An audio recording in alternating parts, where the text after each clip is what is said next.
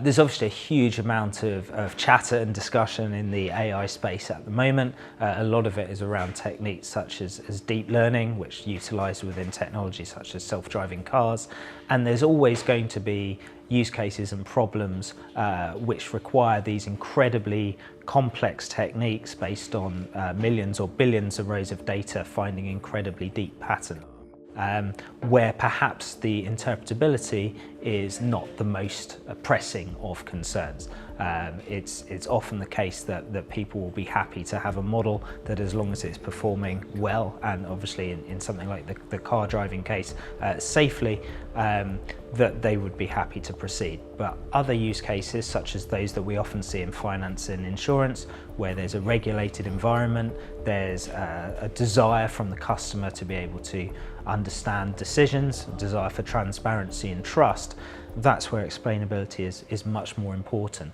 So I think we see AI heading in not two different directions, but perhaps dividing into two sort of categories of problems. Those where a black box approach will continue to be absolutely fine and probably the best way of handling things, and those that really do require an understanding of what the algorithms are doing.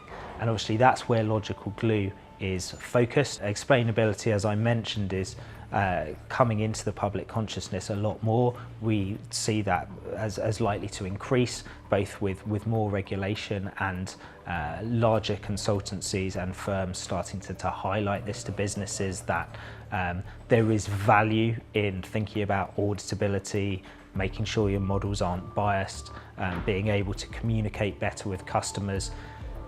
It's value in thinking about those things now rather than waiting till it's too late.